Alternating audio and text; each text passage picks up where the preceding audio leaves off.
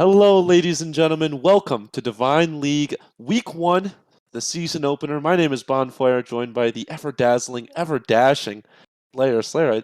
Like we've been doing with the beard, it's got to be a new thing, looking like a knight of the round table, and it fits perfectly as we've got ourselves a clash between Michigan Esports and Team Death Knights. Is that new? Was I correct on that, or is that something you've been working on? It's certainly new. I'm not trying to be biased to Team Death Knights. I will get this out of the way now because it's going to be a long and super fun season here at Divine League. Team Death Knights might be my favorite name out of every team grouped up here.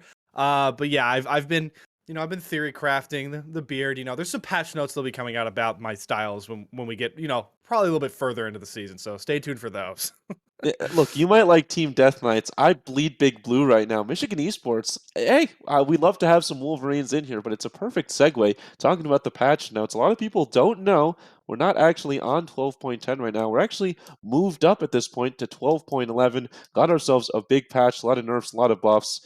And as always, Slayer, I'm going to pass it over to you. Anything that you expect to see changing with this big clash between these two teams? It's super interesting, Bonfire. It puts us in a really peculiar spot. I mean, this patch dropped hours prior to this game hitting the airways, basically, right? So there's a bunch of changes we've seen here. Obviously, 12.10 is probably one of the most impactful patches we've seen in League of Legends history in the last couple of years, right? The durability thing and the durability buffs, excuse me. And now we're at a point where, AD carries become a little bit more viable. And speaking of AD carries, there's a couple of changes here. Aphelios got buffed up in a couple parts of her kit, and Caitlyn as well. So those are two AD carries that you kind of saw teeter around the area around, being in meta. And I can tell you that one of the players for one of these teams that we're going to see today, I believe, just to double check here, yes, Kobe Mao does love to play Aphelios, has about 170 games in solo queue on Aphelios. So maybe we'll see them bust out Aphelios in this game, in this series, now that they've been effectively buffed. Should be interesting to see. One thing we will not be seeing is the Pike busted out in Game 1. Michigan Esports tempting to try to stay away from the Pike, and I know that that has been a mainstay from Furious Doctor, so I'm not surprised as well. Alongside the Tom Kench, along with the Kog'Maw, a bit of some interesting bans here already. Some of them seem a little targeted. Yeah, Kog'Maw has been really at the forefront of AD carry meta right now. He actually did just get nerfed. It's kind of minor, but his armor shredding ability has been nerfed down a little bit with his general attack speed kit. Yeah, the Pike. Yeah, you point out the Pike ban first. You wouldn't most people wouldn't expect that. A Furious Doctor, 304 solo queue games on Pike. I can Couple. confirm 90% of his last games I gotta take a look at were on Pike. So that ban makes a lot more sense. But as we keep going through here, we do see some targeted bans from the side of Team Death Knights because Oris's for Michigan Esports here does main the Fiora. So Fiora gets banned out on their second ban, and Viego. We're trying to limit the emo boys, I guess, here. Bonfire. He'll be the final ban of this first game. Yeah, we limit the emo boys and we go into the happy cheeries of the Zeri alongside the Lilia. I kind of like it, right? You get a little happy, little fun. The Lilia, obviously, you talked about getting that buff. She kind of has been out of the meta for a while, but jumping right back in, and it seems like Team Death Knights wants to take advantage of that. Yeah, certainly. I mean, Lilia's just.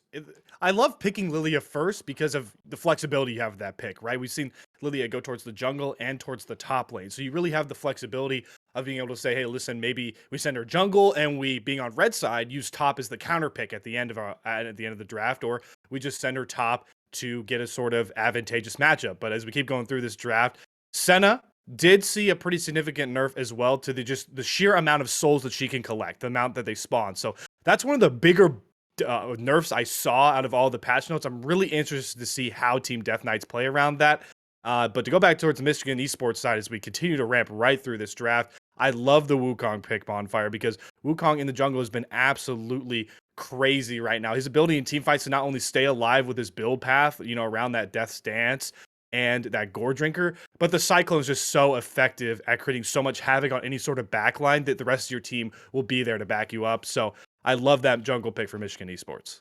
Yeah, moving into the supports, you look at the Yumi versus the Taric, a little bit of sustainability from both of them. I love the Taric pick, excuse me, from a Furious Doctor. Look, you see, you're going against the Yumi. You kind of accept, hey, we're not going to out sustain this Yumi in the laning phase. So picking up that Taric, but we're already through the bans and already Aurelia, Gwen, Vhagar alongside the Riven, and it's looking like it might possibly be an Urgot, which I haven't looked in the patch notes, but Urgot hasn't been at the forefront of top laners for quite a while. Might be a counterpick to that Wukong. Yeah, Wukong could be going top. I would expect it to be jungle, and you're talking about the Urgot. It's actually going to be switched over to the Ahri for Kobe Mao is going to lock that in for, I'm assuming that's for Narnia. He does main Ahri. The most played champion we've seen from him is Ahri, so no surprise there. I do want to talk about Michigan Esports 2 bans on the second wave, right? Gwen and Irelia, because when we talk about Quack Slice, those are his two most played champions by a country mile, Gwen and Irelia. And it's really interesting because one of them just got nerfed, Gwen, and the other one just got buffed. Regardless, we're not going to see either one of them hit the Rift Bonfire because Michigan Esports is effectively going to target. And I know as we get through these picks more and more, you love to see the Galio picked up here for Michigan Esports, especially considering that is likely to be a mid lane play. Yeah, it seems like Michigan Esports, excuse me, starting to really find their identity. You get the Galio alongside the Camille, right? The Wombo and the combo. Throw the Wukong in the jungle, and you've got yourselves a fantastic team fight comp. Michigan Esports looking to pick people off on the side lanes as well, right? You've got the Camille looking to split it up, and Galio can come along on the top side, knock everybody up, and you've got yourselves an effective split. So I like the Michigan Esports pick so far, but not gonna. I'm gonna say Team Death Knight's not much of slouches either. They've gotten themselves a great early game comp, and that's gonna round it off with the Olaf, just making it so fantastic in that early game. I'm really excited to watch Orsis and Furious Doc. No, excuse me, Quack Slice go at each other with this Olaf and Camille matchup. Man, because Olaf has really been rising in the meta as of late recently, and it's just off the back of I'm here to dominate the lane, right? I'm gonna win the lane. I'm gonna take your tower down. I'm gonna solo kill you a bunch of times and just snowball a top lane lead. And a lot of times we've seen some top laners across a lot of these Risen leagues just sort of surrender the top lane, pick picks that will garner success in the team fight in later stages. But the side of Michigan Esports is going to pick Camille, which means we're going to have a really, really heavy battling top lane matchup that I'm super excited to get a close look at. Yeah, the thing about Camille, right, is she relies so heavily on that stun to get the majority of her damage out because, again, most of that damage is on the recast of the Q, not the first cast. So it'll be interesting to see if she can get that damage across when the Olaf isn't going to be stunned. He feels free to just run around swinging his axes and makes it so much more difficult. Meanwhile, on the side of Michigan Esports, the bot lane, looking to hopefully get that early advantage. You look at the Senna and you think that might be exploitable. Should be interesting to see from the top lane down to the bot lane where each team tries to get their advantages. It will be really interesting, and obviously, Bonfire, it's all about the junglers, right? The most, impactful position in my mind. It'll be interesting to see how they get out on the Rift, right? Both of these junglers, because Gandhi G on that Lilia takes a little bit of time to, CS up and certainly get on the Rift and create impactful ganks. You can see her go earlier than level 6, but obviously Lilting Lullaby is so impactful in any sort of engagement with Lilia. So you're gonna wait to see real action from Lilia till then. And it's kind of a similar story for Wukong, right? Obviously he can gank, he can create some damage being able to dash on and whack some people with the stick, but Wukong's all about the cyclones. So we're talking about two junglers who are going to be really reliant on getting their ultimates, and it'll be interesting to see how they play the early game. Are they just going to rush towards getting that ultimate as quickly as possible through farm, or are they going to try to get on the Rift and create advantages? It's going to be amazing to watch regardless, and that's the main takeaway I have from it. Yeah, I'm hoping it's amazing to watch. We've got ourselves two Titans clashing in the Divine League, a fantastic matchup. But before we go away, I do want to ask about the jungle matchup, right? We talked about how, or excuse me, you talked about what both of these junglers need to do to set their teams up right. But you look at the Lilia versus the Wukong, I want to target one specific camp because that's what it comes down to. This is a game of inches, and that is the birds, right? The chickens. Seems like an easy enough camp. Lilia loves them. Wukong not so much. So it should be interesting to see if Lilia wants to possibly go for a steal in the early game, or if Wukong even wants to just miss them as a whole, because it doesn't get that easy, right? If you're Wukong trying to get that early gank off, Lilia has that innate ability to steal them. It should be interesting to see their pathing, and that could determine kind of how this snowballs into the mid game. Yeah, certainly will. It's going to be a game of inches, and the great part about this is this is a whole fresh set of teams that we haven't seen in the Divine League yet that have a whole new playbook to show all of us, and that's why I'm just super excited to finally get into the action to start figuring out who wants to be the top dog of the Divine League. Well, your excitement is going to have to stay just for a little bit longer. We're going to head to a quick intermission, but when we come back, we've got both of these fantastic teams doing battle on the Rift. Can you ask for a better Wednesday night? We'll be back in a quick sec. Take a moment right here, feeling like it's out gear. Driving towards the sun with a rose and a gun. Feel the wind in my hair, going nowhere I swear. Like an outlaw on the run, dangerous but it's so fun. Running, running, no. Hold on, don't let go. Running, running, no. Keep running.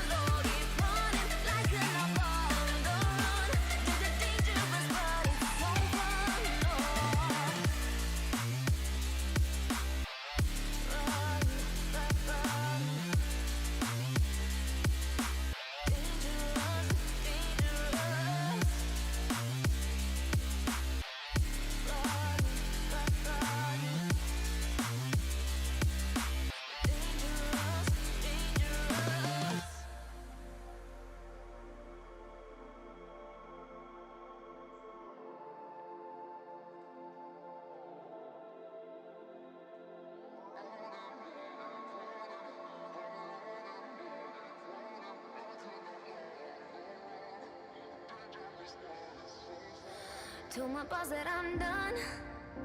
Had no luck with my mom. Say, what will you do with your life? You know it's hard to survive. A cigar in my mouth. Maybe guilty but proud. Now I'm an outlaw on the run. Dangerous but it's so fun. Running, running, no. Hold on, don't let go. Running, running, no. Keep running.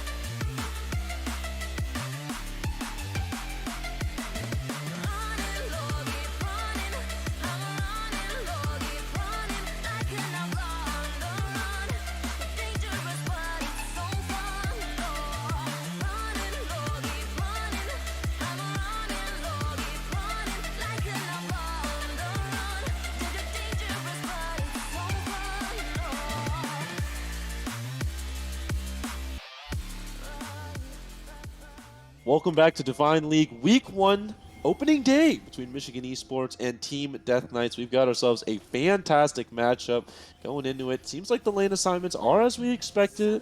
Everything going according to plan. But it seems like Tarek might have gotten a buff like we were talking about in the intermission screen. You want to talk about that a little bit, Slayer? Yeah, Bonfire. Tark might have been on face value to most everybody watching home. If you're not too up to date on the patch notes, Tark might have looked like a little bit of a weird pick. He's been out of meta for a very long time, sort of not viable at all, in my opinion. But he got one of the biggest buffs to his Q, his ability to heal. The mana cost is just 60 across the board. So level 1 all the way up to, if you leveled up to max level, it's going to cost the same amount. And the heal even got buffed, along with his E getting some cooldown reduction. So Tarek, they're trying to force him into a more viable position, and funnily enough, A Furious Doctor is the highest mastery score of anybody in this game right now, around 300k on Tarek. So certainly has to be happy with the changes and is trying to show it in this first game. Should be interesting to see. Another thing that's interesting to see, look at Duwan placing that ward in the chicken brush. So already a bit of a ward battle as both teams are starting in the bot side. Another thing to point out, look at these summoner spells. On the top side, no flashes at all. So when it's an all-in, it is an all-in. There is no cards up their sleeves. And right now it's looking like both of these top laners a little nervous about what might be going on. Horses might see if he can't get some early damage out, but Quick Slice, when you're going against an Olaf that early, you have to be careful. He realizes that, just backs himself away. Yeah, nothing captures the idea that this is going to be early pressure lane. Is already a really early stun. Furious Doctor. It's always nice when you get some damage down onto Yuumi. Bonfire when you can catch him off of the summoner. So great early stun, flexing that he's certainly comfortable on Tarek. But yeah, that top lane match that you're talking about, it no flashes because both of these guys want to try and get as many advantages early on in the game as they possibly can. I'm sure we're going to be getting a real good look at them as we continue through the early game, but... Ooh, right now, we've got ourselves some early damage. Instant taking a lot of damage, does utilize his flash, but it is tick, tick, but no boom. Instant, able to survive on the back end of it, but that is a flash and a back alongside the cleanse. Not exactly what you want from what was supposed to be a dominant bot side. And already, it's looking like Team Death Knights getting the advantages that they want. Yeah, it's really all in the back of Furious Doctor, right? This Tarek is just doing such a good job zoning Zeri off the lane. The obvious disadvantage to running with the Yuumi is you don't have two targets for the other bot lane to focus on, right? It's just one big look. And speaking of big looks, 3-man gank top in 3 minutes. Looking at the top side, like you talked about, Duwan and Maximos trying to go in right now. Maximos looking what he can. There's the flash, and there is the taunt, the knockup, and the death. Quick Slice, able to survive for a back end of it, but he's going to tick. There's the boom. Duwan is not going to be credited. That's going to go to Orus's, and that is a feel-good moment for the top lane. Pushed in, gets the kill. First blood for the side of Michigan Esports. Yeah, just great recognition, right? We kept harping on it early. No flash on either one of these top laners, so you watch them just punish him for pushing the wave in too long, and oh no, Gandhi might have sniffed this out. Gandhi might have sniffed it out. Duwan able to use his clone to get himself away. The fadeaway not going to find itself. Duwan just happy to be alive on the back end of it as he's able to get himself away, but Maximos wants more damage, more fighting for Narnia. Just going to do some poking as Maximos doesn't have the damage to kill him outright. Yeah, good job by Duwan to do his best, avoid doing his best impression of a pin there and get hit by the bowling ball. He actually dodged it out. Galio doesn't do his own impression. He doesn't dodge. Oh, the charm lands. Gets charmed, gets damaged. Is he able to survive? No, he's not for Narnia. Gandhi G, a lot of early damage from both of them.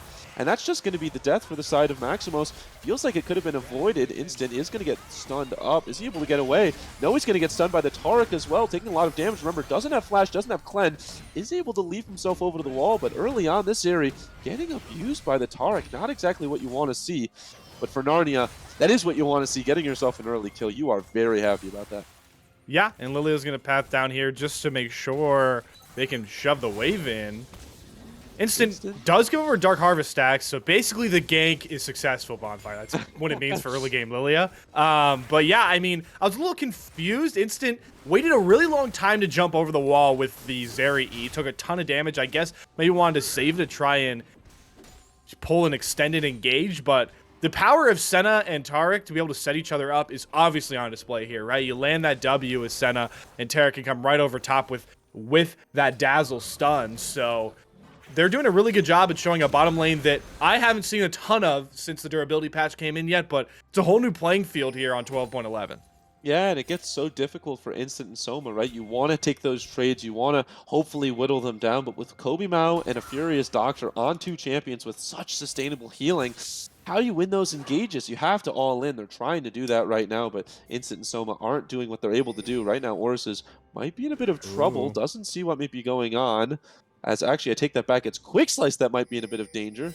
Has he sniffed out Maximos? I don't know if he has, but he's got a big enough wave. And here comes Maximos. They're going for it. Dark, and he go in, gets the taunt on the front end of it. There's the knockup as well. Is there the damage? Quick Slice. Yes, there is. Orus is able to pick up another kill on the top side. Duwan and Maximos making this a very difficult top side for Quick Slice. That's 2 early kills for the. That was just such.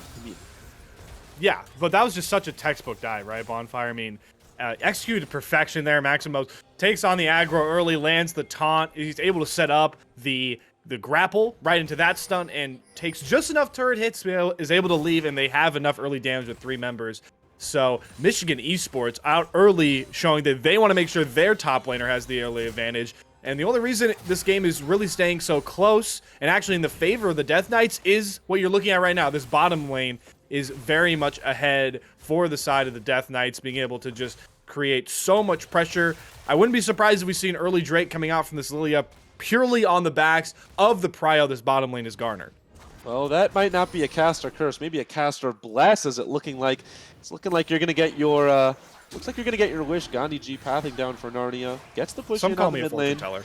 A little bit. Some do. You got, hey, look, some do. I'd like to meet them someday, but I'm sure they're real. I'm not doubting you. Kobe Mal, Furious Doctor, going to roam up as well. As you look towards the top side, Quick Slice getting a deep ward in the top side, getting a little bit of an advantage with the vision. Remember, this game is 70% skill and 30% knowledge. Getting that vision is so important for Narnia, able to pick up the wave as well in the mid lane. Yeah, and I do want to point something out quickly, Bonfire, because yes, Michigan Esports have done a really good job at setting this Olaf back, but it does come at a cost, right? And when you look at the CS numbers, you know, especially middle lane for Maximos versus for Narnia, 65 to 35 right now, 30 CS lead because this Ahri has just continuously punished Galio by shoving these waves in when he goes to roam top. And you look at the jungle, right? You look at Gandhi G is up, you know, nearing about 15 CS, and he actually has the goal lead over Duan just because Duan is kept leaving camps to go for those top plays. So sometimes it's not about getting a kill in a response to these aggressive plays from your enemy team. It's about just simply punishing them through other areas. Usually it can be something like a neutral objective. In the early game, it's always going to be creep score. Yeah, creep score playing a huge difference in this game as Instant might want to make this game change in an instant, but doesn't get the advantages that he won. Oris and Quick Slice doing a little bit of trading in the top side. It's going to be blow for blow. We've got ourselves a 10-round fight up there, and every time we go up there, it is going to be the same. But you look down just a little bit at the Rift Herald, and it looks like the side of Michigan Esports wants to make this Rift Herald turn into a Wolverine. Duan trying to take it down themselves. If you're unaware, Michigan is the Wolverine. I'm realizing that might fly over some people's heads. They are the Wolverine, and Duan has the Rift Herald. Yeah, that did look like it would get a little bit dicey. I was curious if Gandhi was going to path across red to go clear Rift, because Rift Herald, the first Rift Herald, so valuable, right, Bonfire? But they're able to get out of there just in time, and that's because they've had so much top control. So we've been talking about how the Death Knights have had control over the bottom, and the other side, Michigan, has had top control over the top side, and that's exactly what you see. Blink of an eye, they get the red buff and more. Gandhi G, they're going to get a lot more as they're going to get the kill onto Gandhi G. That is a dead deer. Call that Bambi. Duan able to benefit from that, and now they're looking at Quick Slice like he is a fresh piece of meat. This Viking has to be careful, able to dodge away from it. Duan still there on the top side. Could be interesting to see if they drop the Rift Herald. Yeah. Just get this Camille so far ahead. Versus and Duan clearing out the waves on the top side. You go to the bot side, nothing really going on. You expect kind of a counter from someone, but there's the counter right now in the mid lane. Maximov trying to get himself away, but he cannot. Or Narnia just pushing out this mid lane advantage, and in the top side, they don't get what they need. So it might be a win in the early game in the top side, but it evens itself out. And it looks like both teams doing exactly what they want, but only one team's ahead, and that is Team Death Knights. Yeah, Quick Slice is doing such a good job at managing these waves up near his tower, right? The entire reason why they couldn't really get a push down to try that Rift Herald play, he's doing just a good job managing the waves. But we get a good look here at this mid-out play, and Bonfire really just looks like Maximos tried to go for a greedy back and got punished, right? Just on the reset. So great job for Narnia. Certainly very much ahead in this middle lane now, up 2-0, and is got that lost chapter in, and is up a sizable amount of CS leads. So Michigan Esports, they want to focus the top lane. They certainly have a lead there, but their other lanes are bleeding pretty heavily, especially mid lane. Yeah, the bot side actually has done a pretty good job of stopping the bleeding. They have lost themselves 2 plates, so that's not exactly what you want to see, but the CS is fairly similar in the top side. It looks like that's where they're going to hopefully get their advantages. I will say Maximos is going towards the tank side of the Galio, so Yeah, that helps out a little bit, right? You're losing a lot in the mid lane, but you get that back with the innate tankiness of Galio. As we go to the top side, Duan They're might trying try it to again. focus this again. There's the stun, but it's not going to last much longer, but it does Oh. not matter. They get the kill. This Olaf is not having a good time in the mid lane. They are able to push a wave in, but that already backed, and they're just going to take down the whole tower. Yeah, they should be able to get at least 4 play. Yeah, this should be first tower for Michigan Esports. There is teleport up on Quackslice, but he's not going to be up for another 9. And there we go. A huge golden flux puts Michigan Esports up 1,000 gold. That's the power of those early turrets with all of the plates. But, you know, Olaf certainly got popped there, Bonfire. And it's all because, yes, Ragnarok will give you the ability not to get hit by the knockup, not stunned up by Galio. But you drop so many resistances while going into that form. And the damage from this Wukong with the Divine Summoner already, actually, he might have just grabbed that, but you already had the pieces of Divine Summoner and that Camille. Mean you drop Ragnarok, you're going to get deleted in a blink of an eye. And now Michigan Esports, great response. Keep pushing the effectiveness in your strong lane. But we keep seeing great responses from the Death Knights. And they should be able to pick up this Cloud Drake for free. And are now stacking pretty well towards a Hextech Soul, which Bonfire is pretty powerful on today's Rift. Yeah, it is pretty strong like you talked about, and it's incredibly strong when it's on Senna because you already have the slow that Senna gives, and you go to the bot side, it's looking like they're going to utilize that advantage they got in the top side down, as you've got Orsis and Duan pushing out to the bot side. It is going to be a 3v3 or a 4v4, excuse me, just face up, as it's looking like they want to make it a 4v5. The only one not in it right now is Quickslice. Instant does get slowed up, but there's not going to be the Lily ult on the back end of it. They don't know where everyone is. Right now they're on the blue buff for Narnia. Oh, they're going for it. Instant. They're going on Instant, and Instant's just going to get instantly deleted. Is there the re-engage? There's the double knockup from the Wukong. A lot of people losing their lives. Right now it's going to be even kills. Gandhi G trying to get himself out of there, and Kobe Mao is going to be thrown to the wolves. Gandhi G, is he able to survive? Yes, he is, but Kobe Mao is not going to be as fortunate. You can run, you can hide. Actually, I take that back. You can't do either, though, right now. He's no man on the center. engage against the Camille. This Camille, it's going to be a one-on-one right now. Kobe Mao trying to win it out, but he's not going to be able to. Oris is so strong on this Camille, 4-0-2, and on the top side, Quickslice, just ignoring all of it, taking what he can, trying to get back in the game. So overall, a team fight won for Michigan Esports, even though they lose their ADC early. Yeah, the Death Knights certainly got caught on the wrong side of the rift. They just had I mean, they still don't look at the vision control, right, in the bottom river. There's just no red pings there, and they got split up. And that's what you're going to see in this fight. They have no real vision control on their own jungle, and they see Instant all alone. So they're going to go and chase her down. Narnia does a really good flank, and they blow her up, but they expended so much to get this Zeri, and then they're split up. You have Wukong catches Ari alone on the side with the Lilia, and then you leave Tarek and Senna on the other side, and we're talking about a 3-0 Camille, a 2-0-2 Wukong that are just super ahead right now on their mythic items. You cannot try and fight them at split points, and they're absolutely punished. I mean, Kobe Mao nearly has the hero play here, but Oris's great job to sort of stay close on top of that Senna, and the Death Knights are certainly, Michigan Esports is now certainly rolling a bit more with their real first substantial gold lead, Bonfire. Yeah, they're doing what they need to do.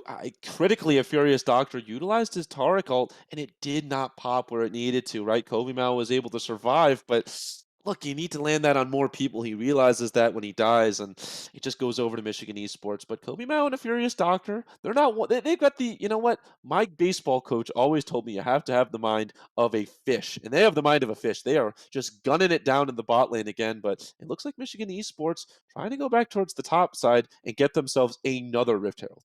Yeah, the Death Knights, we're talking about really well-established teams here in the Divine League, and they understand that the best way to just find simple gold is the sitting gold across the map, is those neutral objectives. So they take the bottom tower, right? They've been chunking it down pretty well, and as I say that, oh boy. Quickslice. Oh, he's able to survive. Wow, Oris doesn't have the damage that he needed right there. Quickslice just able to launder himself away. Now, I was talking about free gold. It certainly seems like Quackslice this first game has been as about freestanding of gold as a turret, 0-4-0, but able to get out there. But yeah, that's how you get back, simple method to get back into the gold lead is just take the neutral gold across the map. And there's still a bunch of outer turrets up here for the Death Knights. And listen, you're only down 1,000 gold at 16 minutes. This game is still very much up for grabs, and it's really going to come down to plays like this. I was going to say for Narnia could get a flank, but he is all alone. He has no friends over there and no vision, like you saw. Yeah, and if I've seen enough Disney movies, the most important thing is friendship. So he's able to get himself away. Can't get the hey, look, my little sister has been wanting to watch those all summer long. So I've been watching a lot of Disney movies. They're actually really good. Not gonna lie, but it looks like the side of Team Death Knights doesn't really like them. They're gonna decide to fight another day. Run away. No shame in running. Yeah, and the Death Knights, they've brought Olaf down to the bottom lane. Camille did match, but I like what they're doing here. I mean, look at the vision they have set up. They watched Michigan Esports take over their blue side jungle, and they're like, all right, we're going to one-up you guys. There's a literal line across their red side jungle you can see here of just wards because they want to prep for this dragon. And they know the dragon stacking is a great way back into the game, and so is killing off a Wukong. Yeah, but they can't do that right now. Orsis wants to go in right now. There's the Tara Kelt on the front end of it. Kobe Mao able to survive for a little bit, but how much longer can he survive? As Here suddenly comes Team Death Knights Olaf. are turning this one around. The Galio ultimate on the top end of it. Cluckslice kind of alone right now. Is he able to kill Duan? No, he's not. The taunt is going to land on Gandhi G. Has to be careful. And now it's Team Death Knights that are on the back end of it. It seems like Michigan was all a ruse as they're able to get away with 3 kills and 0 deaths. And for Narnia and a Furious Doctor, you do not have the friends that you need, my friends. They're trying to run away right now. Orsis wants to continue this fight. Is going to get the ultimate on for Narnia. There's the stun onto the Camille, but is he able to get away? No, they are not. For Narnia is going to be the first of all, and a Furious Doctor going to survive on the front end of it, able to get away from Michigan Esports. Wolverine stalks his prey and then strikes, and that is exactly what happened in that team fight. Yeah, and man, they're going to be able to get so much off the back of this now. They pop Shelly to take down that opening mid turret, and on the backside, Duan is going to be able to pick up their first Drake, the Hextech Drake. So what a great job, and it's all behind Oris's Camille. I mean, absolutely monstrous. 8-0-2 right now, has been able to just delete so many members of this Death Knight squad, but that's another fight, Bonfire, where we watched Death Knights really just split themselves up a little too much. We watched Quackslice just run head down. There's no brakes on my car. I'm gassing totally forward to try and kill off Duan. It gets really, really close, right? And when we get back to look at this, they do a great job of avoiding this initial engage from Orsis. The Tarkle does finally come down. It will save Senna, and they realize they have the upper hand for a moment. Senna ult comes through, but then Quackslice runs way too much forward. Galio ult completely splits off the rest of the team. Ari is over the other side of the wall by herself. The Lilia and the Senna can't go through the Galio. So Olaf gets blown up.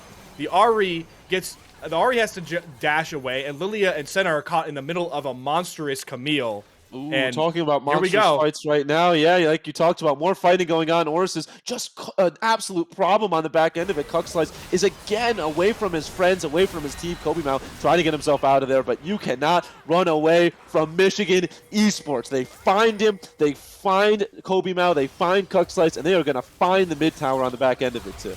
The wheels are starting to fall off the wagon a little bit here, Bonfire. I mean, look how much spacing Orsis can do in those fights, right? He just gets into the middle of that entire landscape, and 3 members of TDK have no business. They don't want to walk anywhere near the Camille, and every single member that's forced to go sideways is just picked off and blown up. It's all behind Orsis Camille. Yeah, she's not, getting those kills in that fight all on her own. She's not having these crazy grapples into Hextech ultimatums, but she's just taking up space and allowing for her team to pick off the scragglers that decide to run the wrong way. And last time, that was unfortunately, the Senna and I believe the Olaf. So you're really going to just see them play through this Camille now, and I wouldn't be surprised as we do see Orsis starting to push these side lanes. They're probably just going to spread out here a bit and try and take even more gold to boost that gold lead up, and I wouldn't be surprised if we start to see some pings coming out on a Baron, and as I say that, we do see them start to ping out Baron, but the lane to win this game is certainly going to be through the Camille, and already 2 items in at 20 minutes, I don't see her really falling off at any point. Yeah, and it gets difficult for the side of Team Death Knights because, look, if you've got a really good team fight, you can just kind of get away from that, right? Like if Camille was just this fantastic team fighter, you just don't team fight her, right? But who is going to fight her on these split lanes right now? Horus is uncontested in the bot side. No one even wants to go near her as they are way too focused on the Baron. Finally, they throw Fernarnia down in the bot side, but Fernarnia is the only one who's doing damage right now. 3 and 2 on this Ahri, so you've got Fernarnia having to pick up the Camille, but on the side of Michigan Esports, they feel comfortable like, you know what? You throw your best person, I'll throw our best person, because we've got a million other really good damage makers as Instant just kind of standing there, finally able to get himself away. A bit of an interesting move right there. Look, if I don't move, they can't see me, but able to finally get away. Orsis might fancy himself a dive right now on Fernarnia, but has to be careful. Taking the damage from the tower, there's the ultimate, and there's the kill from the Senna, and suddenly Duan's alone. Fernarnia, who does fear the Wukong, does get the charm and the ultimate, but there is the Yuumi, there's the root from the Yuumi, and Duan is just going to be able to pick this one up on Fernarnia. Bonk down on the head. What a fadeaway Yuumi ult right there from Soma. That's still a bit of a blunder, though, right? I mean, I don't know if Orsis was expecting Duan to dive over with him, as we do have a pause come out. I was suspecting Instant may have been lagging a little bit at that point when we saw him kind of just stand in front of 3 members of the Death Knights and didn't really move. That's interesting way to play League of Legends. We're probably going down a lag, so we're going to take a bit of a break here, but certainly can talk about the game state, right, Bonfire? And the only thing on my mind, that was an 8-0-3 Camille that just gave over a free kill to that Ahri that you talked about was the real threat for the Death Knights right now. We haven't really seen too much desynchronization with these calls, especially for Michigan Esports so far, and that's the real first blunder of the game, giving over what had to have been at least an 800 gold shutdown to the red side. Yeah, and it gets difficult, right? Because you've got this Zeri who's been picked off before from this Ahri. It gets so difficult for this Zeri to survive in these team fights with Ahri just dashing around, throwing out the charms, and that's not where you want the gold to go. You'd be happy with that gold kind of going anywhere else, but with Ahri getting an assist, I don't know who was the final one because the Senna ult did come out on the back end of it, so I'm not sure if the gold went to the Senna or the Ahri, but either way, both of those fantastic scaling champions, and they kind of, mess with your team a little bit, so it becomes a little bit more difficult, and it just looked like Orus had bit off a little bit more than they could chew. Not exactly what you need if you're the side of Michigan Esports, but still feeling pretty good about where you are with that, gold lead with those lanes that are ahead. And it looked a little dicey in the early game, but Orus is able to make that lead sting, and that's kind of what's been the difference in this game so far. Yeah, and you talk about, of course, I was only a matter of time before I went back to a Gen Sports reference, and some people are going to groan that I say this, but I think Orus is just going for a heat check, right? That's just a heat check. He was testing his boundaries. 8-0-3, you think you're basically an unkillable god, and well, you learn the hard way that you're just a little bit under that. We'll call him a demigod for now. 8-1-3, just so mad that they had this team.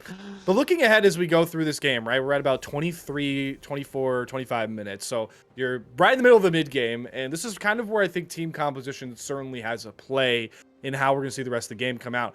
And personally, Bonfire, it's looking kind of bleak for me for Team Death Knights, because when we talk about this Michigan Esports lineup, and you mentioned it in draft, the team fighting is on point with this composition. You have a Camille that can go over top, super fed Camille, Hextech ultimatum a target.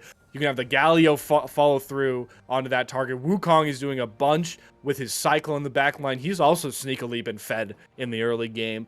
And the problem is, the Death Knights, they have kind of a comp where they can try and spread out the enemy team. The Olaf was supposed to be ahead so that he could split push like a monster and spread out a team fighting team. And, you also have the Ahri, who has the ability to get around the rift with her dashes to get picks. But this team is so far behind that now they're going to have to play through some of those neutral objectives to try and get back into this game, like a Baron, like that dragon stacking. But when you go towards those objectives, that's the easiest place that we see team fights, so that you're playing into the hands of Michigan Esports by going for those Drakes, by going for those Baron plays.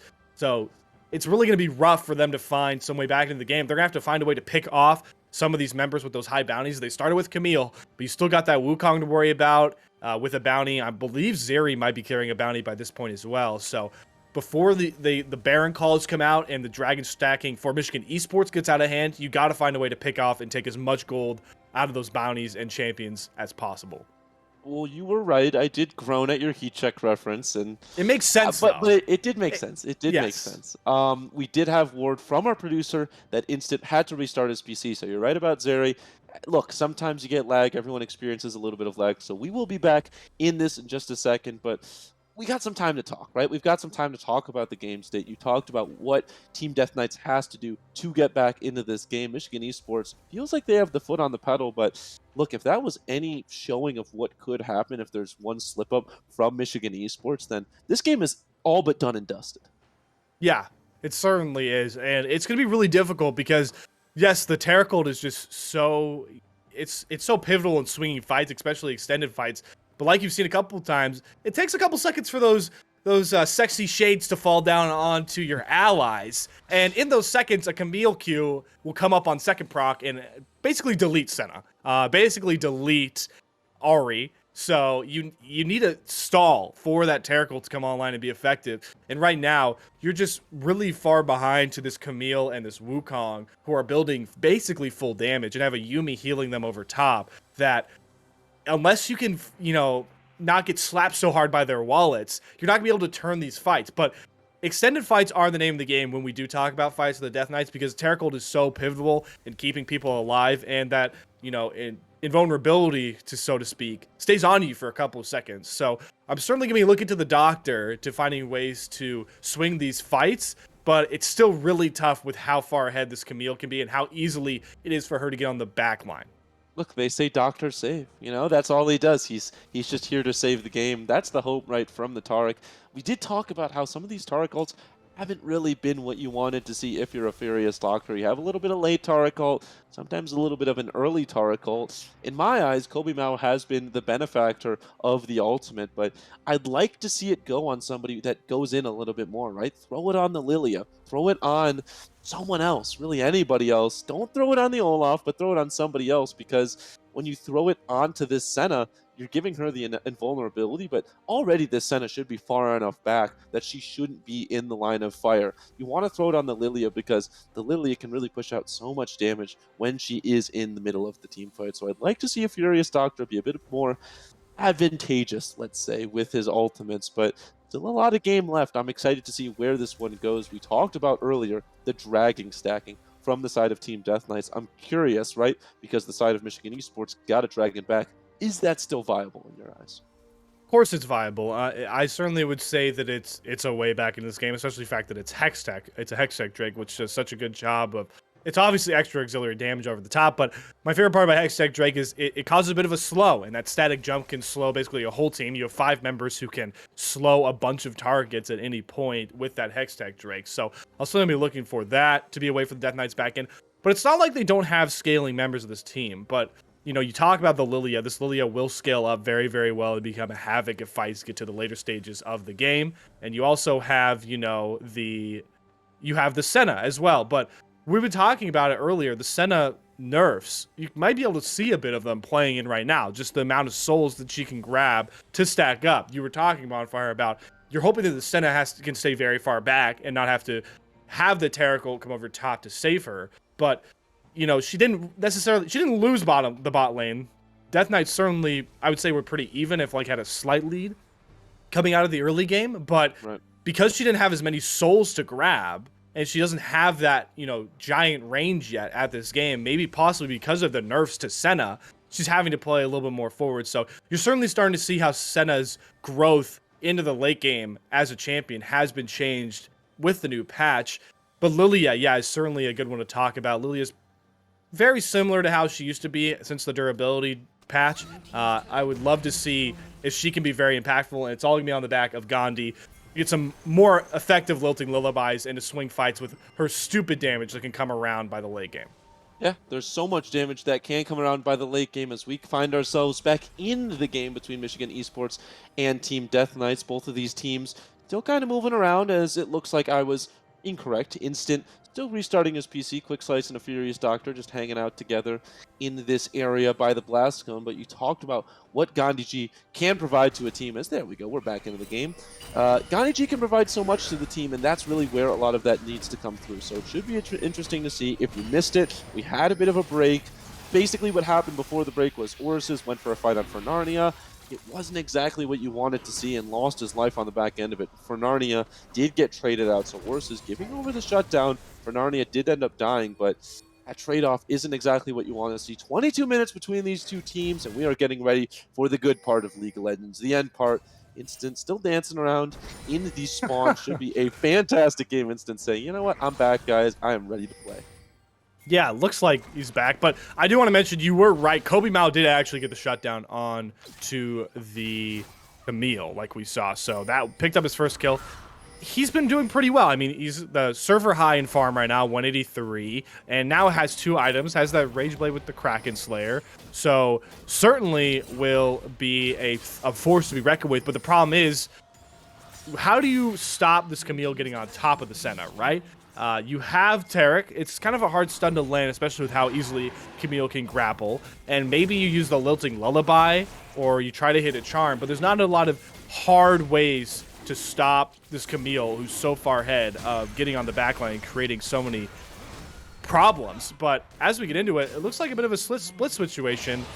Team Death Knights, it looked like they went for the call to go on the Baron in the sacrifice of the Drake, but they just don't have the damage right now, Bonfire, to try a 3-man Baron play.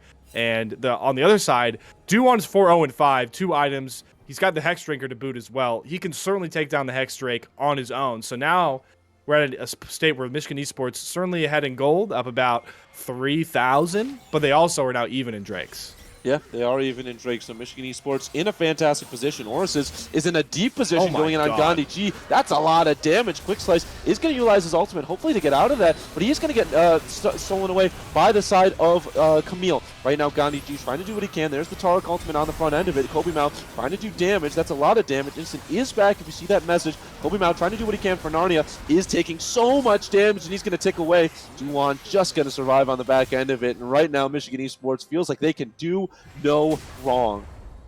You know, I think Orus has heard me say that he was just a demigod, not a god, because he's absolutely a fiend in these fights. I don't know if you caught that, but he did get hit by a Lilting Lullaby. Gandhi tried to sleep him as, oh my god. I'm going to have to stop you right now. There's more fighting.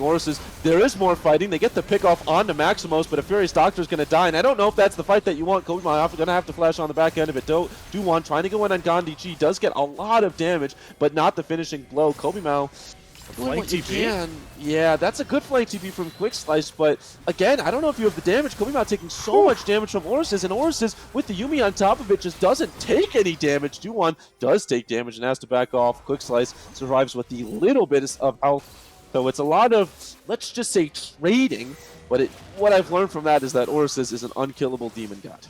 Yeah, unkillable for sure. Now they've got instant back, so they're going to go for the Baron play, but yeah, Nash does a ton of damage. He recently got pretty buffed up as well, so that's both teams trying to test their limits with Baron and certainly getting put down. But Orus is, yeah, just such a good job in that original team fight, but Michigan Esports kind of overstayed a bit and were punished on the back end of that. We're gonna go look at this though. Look, he gets hit by Lilting Lullaby. He utilizes Hextech Ultimatum to dodge the sleep. So he dodges the sleep out from Lilia, so they can't even get any sort of focus damage onto him. He does a great job at using so many resources from the Death Knights. And as the fight goes forward, now it's Duon's turn. They utilize so much to try and kill off this Camille. He goes forward and blows up Narnia, who's the real other threat on this Death Knights team. They go for some greedy backs, though, right? I mean, the Galio, he's on a red side ward. So they come up and they punish him. They are able to get the trade kill onto the Tarek. But that's just gold that you didn't have to give away, Bonfire. You didn't have to back in the red side jungle for Death Knights, and they pay a bit of a price for it. They are so far ahead, and Duon and Orsis are at the front of that, so they're able to nearly pick up a couple other kills.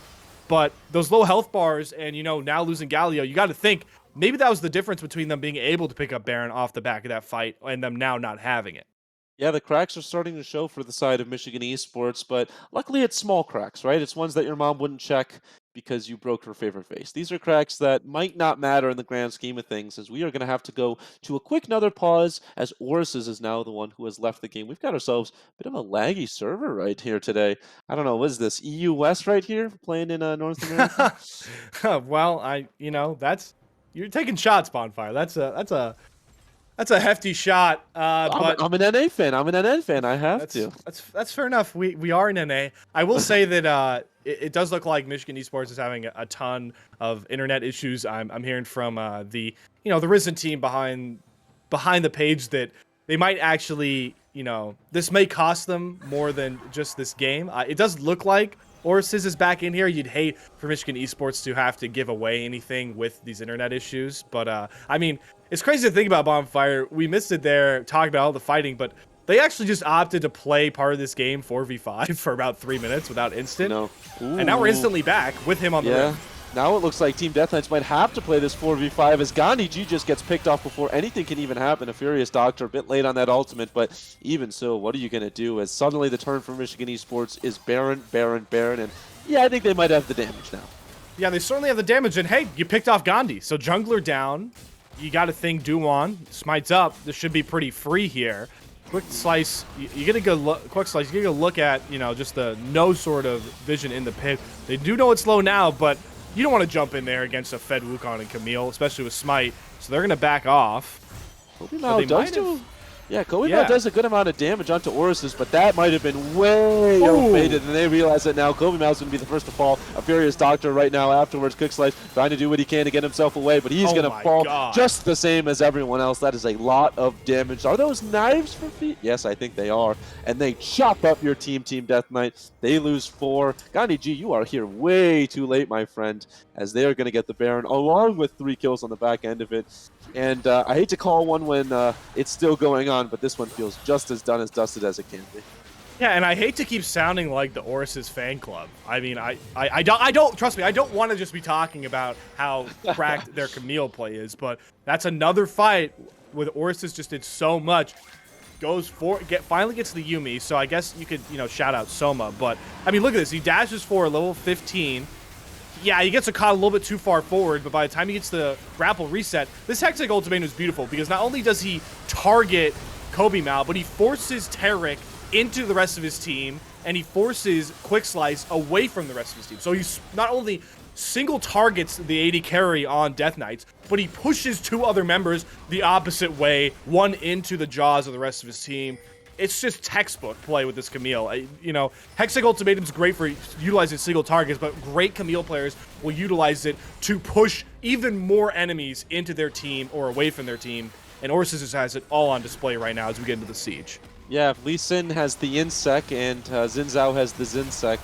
I guess that's the Orasec, something like that. As suddenly we go more into the base of Team Death Knights. They do not have the damage, have the numbers, have the team, have anything be able to stop this. They realize that now. They're trying to do what they can to thin these waves, but when you're 5 strong on the side of Michigan Esports, you feel like you are unstoppable. And right now, they are about as close to unstoppable as you can be in a game of League of Legends, pushing out these waves. Then they feel like, you know what, we've done enough damage. Let's go cash out, get our money in, and get ourselves some upgrades. Upgrades, people, upgrades. Yeah, they're certainly sitting on a good amount of gold as you get a good look there. Zari's got about 1.2k. I believe Wukong at 1.4. Camille at 1,500 sitting on. So certainly cashed in, but that's the power of having the better team fight comp and being this far ahead, right? Is maybe the Death Knights, usually you could see them try and step up and fight 5v5 in their own base Bonfire. But as time, with cooldown reduction and these higher levels, those ultimates like Cyclone were already back online. Hextech Ultimatum already back online. By the time they were knocking down the base, it's so hard for the Death Knights to find a way into these fights when not only does the Michigan Esports kit lean well towards starting team fights, but the disengage ability with some of these kits is so good as well. Orsis can jump on a single target and trap them in the ultimatum. Galio's ultimate, I know you know very well, is also great for disengage. So it's just... there's no real way for the Death Knights to get back in a 5v5 scenario like I talked about. They have to somehow find ways to pick off members of Michigan Esports all on their lonesome, and that really just means that the Michigan Esports side is going to have to make mistakes to let them back in, and this could be one here. This could be one indeed. There's the instant getting asleep. She's able to charm it, but he's able to get away from it right now. And suddenly this looks like it might be positive for Team Death Knights. A lot of stopwatches right now. And there's the knockup from Duwan. Everybody gets knocked up. It's nothing but low health bars and a nexus for you, my friends. Team Death Knights gets wiped off the map. That is going to be the ace for Michigan Esports, and they are going to collect what is rightfully theirs. Oris gets the quadra kill, and the base is soon to follow as Michigan Esports dominantly takes game 1 in this series. Yeah, just what a textbook bait and switch there at the end by Duon and Instant. Instant running the cleanse, was able to cleanse off the sleep, enable back up, and then the Wukong from Duon was actually had a stopwatch, so got jumped on by that entire team. Stopwatch, you had Camille TP over top, Galio over top, and suddenly in the blink of an eye, their entire cavalry's there to turn the fight. So I did, it looked at first like it might have been a mistake and an overstep from Michigan Esports squad as I was talking about it, but they proved me wrong, and I will be the first to admit it. Pretty flawless first game here for Michigan Esports here, Bonfire.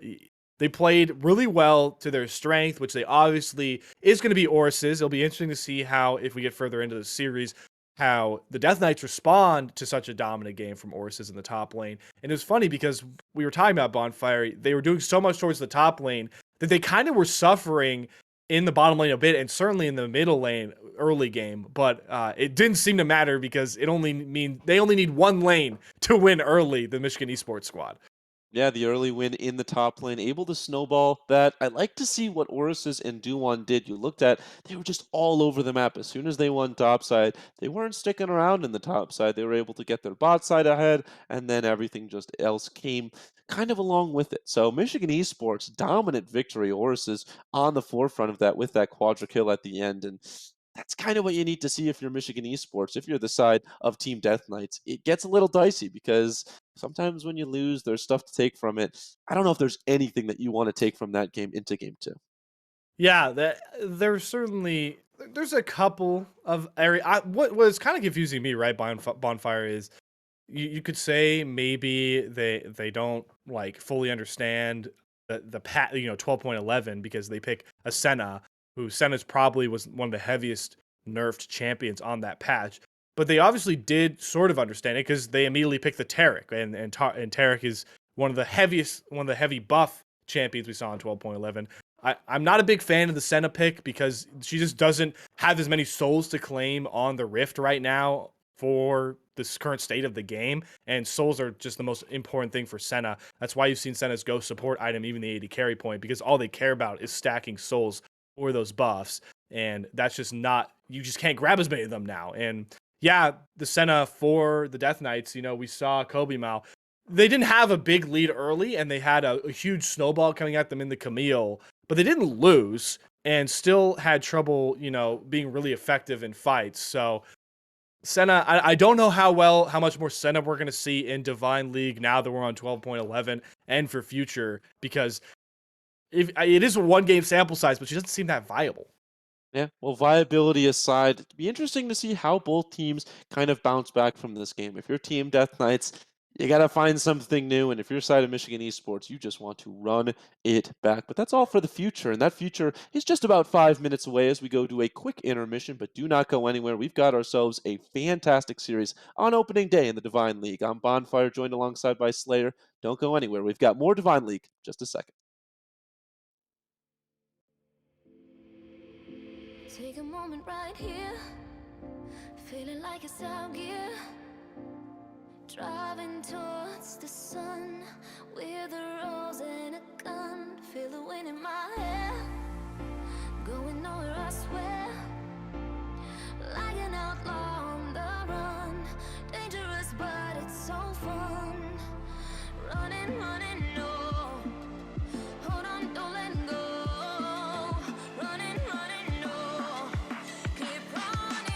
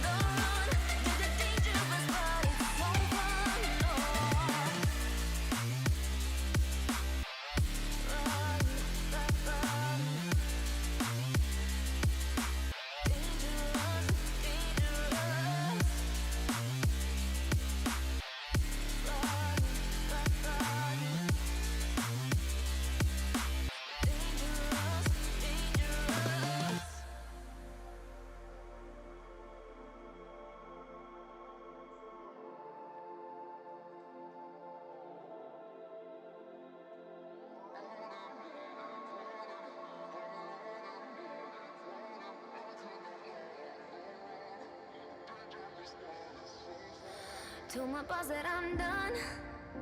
Had no luck with my mom. Say, what will you do with your life? You know it's hard to survive. A cigar in my mouth. Maybe guilty but proud. Now I'm an outlaw on the run. Dangerous but it's so fun. Running, running low. Hold on, don't let go. Running, running low. Keep running low. Running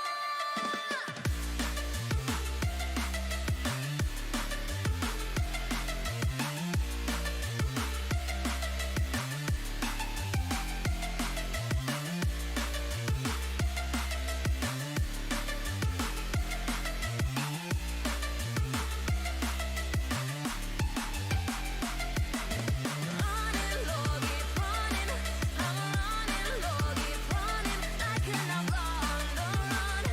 Dangerous but it's so fun. Running low, keep running. I'm running low, keep running. Like an outlaw on the run. Dangerous but it's so fun.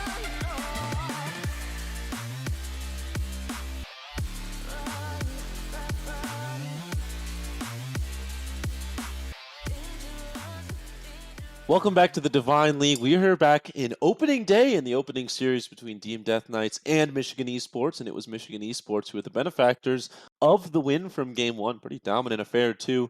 My name is Bonfire. I'm joined again alongside by Slayer. Just have to keep mentioning it, right? Get our names into the world in case you've forgotten. But we had ourselves a good game in the first game if you're a Michigan Esports fan, right? It wasn't exactly a good quality game for Team Death Knights, and it'll be interesting, to see as we get into the picks and bans phase if anything's going to change with their selections. Yeah, Michigan Esports, certainly a big first win. Bonfire. They're not going to devolve too far away from what they did in the first set of bans. They're going to target the Pike right off the bat. And if you somehow missed the lovely first game we had here in the Divine League, which you should never do that, but if you did, don't worry. I'll still make sure you're up to date. A Furious Doctor, who's the support for Team Death Knights, is a Pike stan. 304 games of solo queue on Pike to be exact. So no surprise there. That's the first ban. Tom Kench is still going to be taken away by the Death Knights, and the Esport, it's looking so far, Bonfire. We have 4 identical bans, which is a little interesting, especially considering how the outcome in the last game was very one-sided despite those bans. Yeah, if I'm Team Death Knights, I don't want to see Horses on that Camille again. And actually, interestingly enough, it'll be Michigan Esports with the first targeted ban of the previous game. Senna no longer on the table. And if you're Michigan Esports, it sounds like they don't listen to you because you say you hate Senna. They say they hate Senna too, but for a whole different reason. Yeah, I don't hate Senna. I don't know about her viability right now. I mean, souls are just so important. I'm not going to go through the whole thing again, but they obviously banned it away, and the Death Knights do go for a targeted ban here, but they take away Duan's Wukong, so we won't see the Wukong repeated here in the jungle. And Orsis immediately locks in the Lilia, first picking on their side last game. The Death Knights' first pick of the entire draft was Lilia, so going for some flexibility and still think the Deer is very viable on the Rift. Yeah, the deer is here. The deer is near. The deer is for the side of Michigan Esports. Meanwhile, for the Are we side of Team swapping? Death Knights, Are we swapping sides? Are we we're, swapping champions? What's going we're on here? swapping teams. We're swapping teams. It's looking like Team Death Knights wants to take the #1 pick from Michigan Esports last game, which was the Zeri, grabbing themselves the Zeri. I'm interested to see why, because Zeri didn't really feel like that she was that impactful last game. Maybe we were watching a different game and I wasn't looking at the right things, but Zeri didn't really seem like she was too impactful. One person who can be very impactful is the Viego, as that's going to be picked up for the side of Team Death Knights. And banned out last game, not banned out this game. Viego is going to be picked as Nautilus is being hovered right now for Michigan. Yeah, I would wager a bit Bonfire that instance, a little bit of internet issues maybe meant that we didn't see Zeri as much. Literally wasn't on the Rift as much as Michigan East rest of the Michigan Esports lineup was. But we do see the Nautilus, taken away from the hover, and Duan is going to lock in the Jinx, which is a staple of Instant. He plays a ton of Jinx and Ezreal, according to the numbers we've seen. It's triple-digit games in solo queue on Jinx. Certainly has fallen out of the meta as much as when we first got to this season at the back in the winter. Jinx was that hyper carry, crazy AD carry blowing up every single fight by a country mile. Falling off a bit there, but paired with Lulu, I do like that bottom lane. They obviously have a very clear identity, which is, hey, we're going to scale up, and I'm going to make sure that Jinx has all the buffs in the world. Yeah, Jinx Lulu has been, I mean, maybe since the beginning of the game, such a strong combo, right? Because Lulu's able to increase the attack speed of the Jinx, and Jinx just likes to shoot guns. So Jinx feels pretty comfortable about doing that. The only issue with the Jinx and the Lulu is Jinx doesn't really have that mobility, and with the Thresh taken away, that gets difficult for Jinx, right? You get flayed if you're Jinx, and suddenly it gets a lot more difficult. So already the survivability of Instant gets called into question, but if Instant gets untouched, then the survivability of the entire Team Death Knight squad gets called into question because if Jinx gets one reset, bye bye Death Knights. Yeah, bye bye Death Knights indeed. But right now, bye bye Galio is the point that I want to make. Is the Death Knights will go for their second targeted ban here from the last game. They'll take away the Galio from Maximos, so we won't be seeing the Galio in play at all on the Rift, and the Vigar also taken away. For the side of Michigan Esports, their second wave of bans, they do the same thing I talked about last game. They totally target Quack Slice.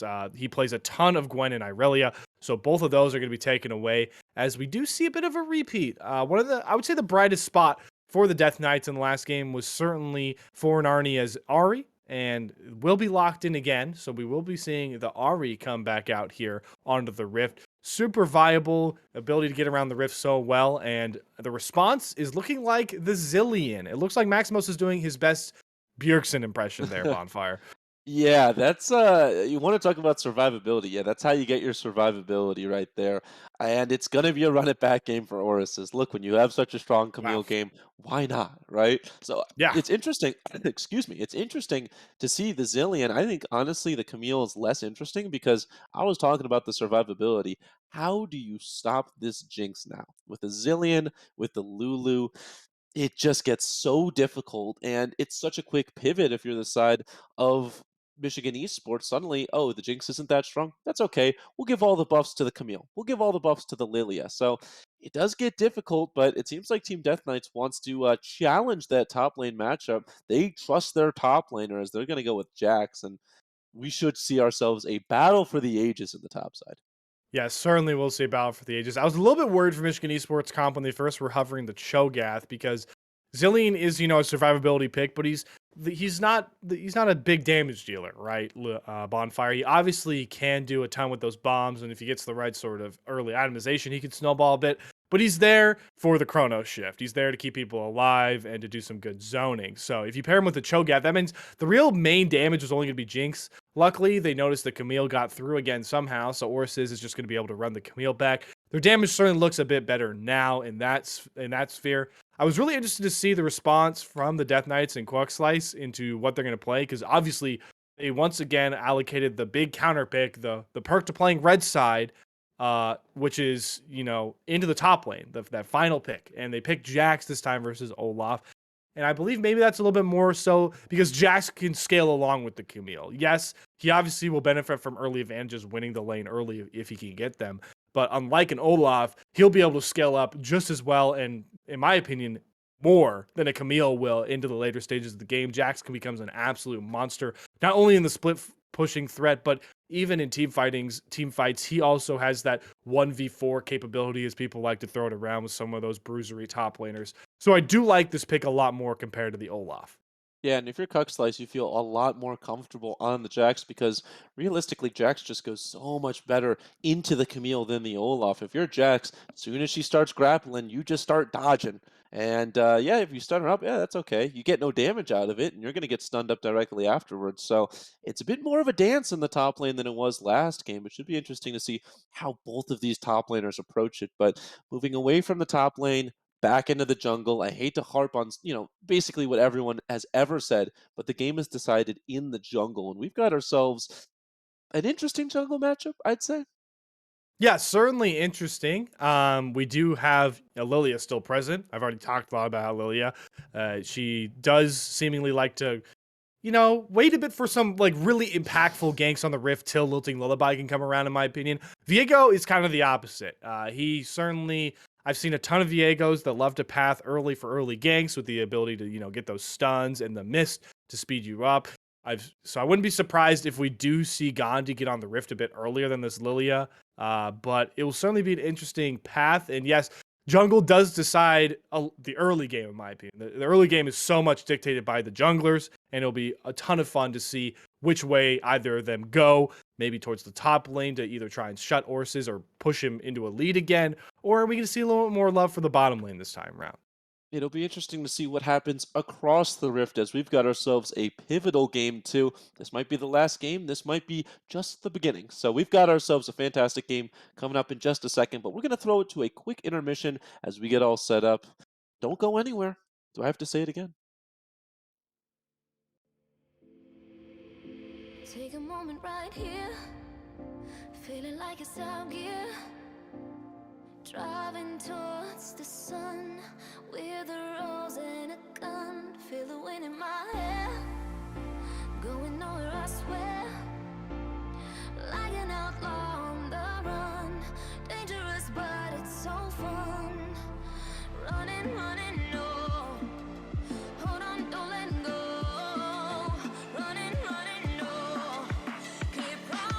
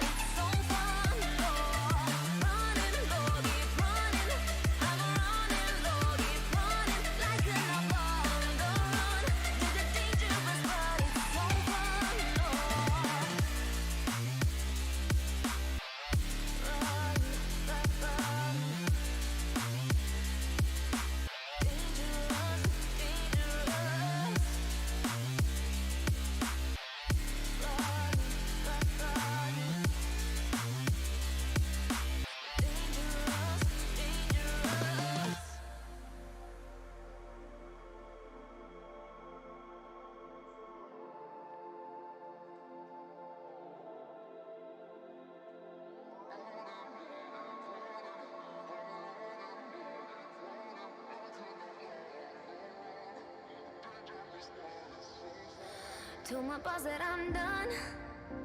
Had no luck with my mom. Say, what will you do with your life? You know it's hard to survive. A cigar in my mouth. Maybe guilty but proud. Now I'm an outlaw on the run. Dangerous but it's so fun. Running, running, no. Divine League Week 1, having a bit of a word jumble there in the beginning between Michigan Esports and Team Death Knights. My name is Bonfire, joined alongside by my co-host Slayer, as we've got ourselves a pivotal game too, and it should be a good one, as we've got ourselves a, let's just say, Thresh main is a good way to put it, maybe? Yeah, once you start getting in the millions and mastery score, main is certainly an understatement, I would argue, Bonfire. Furious Doctor, over 1 million mastery points on the Thresh, so I expect some clean hooks and flays. He's already going to be getting some action rolling, going for the invade. He will be spotted out, but does get a ward under the red buff, so Michigan Esports will know that that is there. I'm curious to see if Soma will just path directly to clearing it. Did back to get the sweeping lens, so it's looking like exactly what he's gonna do. So the ward battle goes to Michigan Esports here at Bonfire. Yeah, Michigan Esports doing what they need to do. I'll tell you what, right? Look, everyone in the stream, you can't steal it. Cannot steal my favorite joke. I'm going to say it right now. When I see someone with over 1 million mastery, I always go in chat and I say, first time, it's the funniest joke in the world and it never gets old. So continue to do that. Yeah, don't listen to him. Do listen to Duan as he clears himself out that vision. So all that for naught from Thresh. No, that's not Nautilus. All that for naught. Furious Doctor did all that just to get a ward cleared and a little extra money in the pockets of the Lily. As we go to the top side, Quick Slice showing how good he can be when you put him on someone other than Olaf, getting some early trading of against Oruses, but this turns out to be pretty even as the minions make sure of that. Yeah, and Quick Slice will be opting for the Corrupting Potions, so certainly a lot more scaling ability is, oh boy, bottom lane already getting some action going here. Yeah, Soma wants to go in early as the Lulu, but Furious Doctor trades that pretty well. So Soma down to about 50, Furious Doctor maybe about 70% health.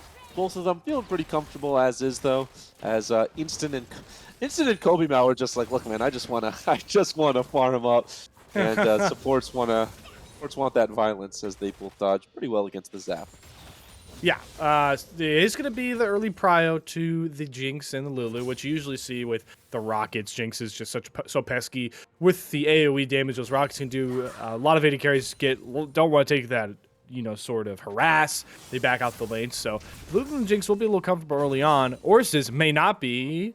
I really thought Gandhi was going to go for it, but he's going to be a little patient. Orsis doesn't know this is here, though. Oh, I think they Lilia might. Gandhi does get slowed as suddenly they want to go in. They're trying to burst down Orus. Orus is taking a lot of damage, and they are going to get the damage down. Gandhi G able to get the reset, and now he's the Camille, and now they're the benefactors. Team Death Knights gets 2, and they feel comfortable about how this game is starting. They are up early and often. Yeah, that was just such a beautiful double stun there you saw from the top of jungle from Death Knights. Jax perfectly timed the Counter-Strike stun and set Gandhi up for the W stun on Viego. No way to dodge that if your Orus is once again running a flashless summoner kit. So good job shutting down the absolute monster of game 1, Orus. He's going to be behind here early. That's a good hook, though, from the mastery god of Thresh, Furious Doctor. Everybody watching at home, he's now 1-0 on hooks on screen, so basically I'm going to be counting the entire time. Because you have that high of mastery, Bonfire, you deserve the scrutiny of that kind of screen view. hooks. On-screen hooks. I want to say that Slayer does this when we're in solo queue together, so look, I take it as a sign of endearment, right? Don't take it as a challenge. Take it as a sign of endearment. He wants to see just how good we are as we go to the top side to see just how good of a gank this was. Yeah, I mean, it did look disastrous for a quick second, right? Because you had Lilia flanking up. Actually had an idea Gandhi would be there, but Quick Slice automatically goes or the engage, gets the Counter-Strike stun, and then Viego right over top. That's really what swung the fight, is the ability to land those two in conjunction, shut down anything Camille wanted to do. As we go to the top side, the top side during that replay, Quick Slice and Gandhi G back up into the top side again. Back at it again. Orus is getting top gank.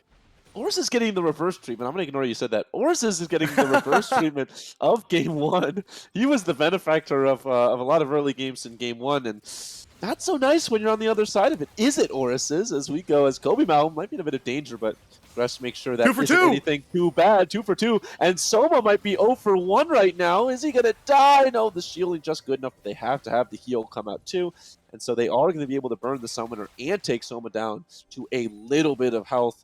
Furious Doctor and Kobe Mao doing well early as we go into the top jungle. Gandhi G and Duan duking it out early. Duan in a bit of trouble. 3 for 3. Does have flash as Soma does get hooked up, and he's going to die. Kobe Mao gets the shielding from the Lantern. Instant trying to burst down Kobe Mao where he can, but he's going to be stunned up, and he's going to find nothing. It's all coming up Team Death Knights, and it is all coming up early. We are not 6 minutes into the game, and it's this early. Quick Slice tries to go in on Orsus, but just a little bit of trading. And what looked good has looked great. Yeah, the Death Knights, what a great way to respond to game 1. I mean, they're already up 2,500 gold, and at 6 minutes Bonfire, that is super, super crazy to see. As Quick Slice, he does have corrupting potions. I think he can win this. He's in a bit of danger right now, though. He does have them like you talked about, but that is a lot of damage, and he is not going to burn to the Camille. Quick Slice, when you take him off that Olaf, he is a problem. 3-0-1 to start the game, and this is snowballing. 3,000 gold lead at 6 minutes and 16 seconds. Snowball City, yeah. I'm not 100% sure as I'm going to quickly shut up. Zillion's caught now. 4 for 4, Maximus might have pushed up way too far. He's able to flash himself away, but Narnia does not want to let this one go to waste, and he's going to pop his ultimate to make sure it does not. 7-0. They're doing better than Braziling them. They are, I don't know, what's better than Braziling a team? I've never seen it. I have no clue, and hopefully everyone gets that reference, World Cup reference. Brazil getting absolutely stunted on by Germany a couple of years back when we were young lasses, and my God, Doctor, he's going to hit another one. This has to be 5 for 5. He might, Furious Doctor is going to get the play to start it off, and he might not even need it. Soma getting charmed up. He's going to die before a hook can even come out. No, he's not. A great flash. Instant not as lucky as Soma. He's going to try to do what he can, but what you can do is you can die. You can die. That's what you can do, and he is going to be nice enough to do that, as Gandhi, Furious Doctor, and Narnia are going to take the Dragon on the back end of it. 8-0 to start the game. 3,500 gold. This is nuts. I mean, it's every lane now, Bonfire, that's drastically ahead. It might not be right for, bottom mid, but this is a 2-0-4 Viego, and Jax 3-0-1. Absolutely crazy to see here. They are already, the Jax is 2, items complete of what possibly could, be a Divine Summoner, I believe that could be, with the Sheen already locked down, and then Viego already got the Noon Quiver. He's got to be sitting on a ton of gold. If we get a quick look, I'm sure he's got a bunch of gold in his pocket. 1,300, so that'll be a pretty meaty buy he'll get towards what he builds, which could be a Kraken Slayer, or a couple of options. But yeah, they're stupidly ahead. They're able to pick up the first Drake here as well.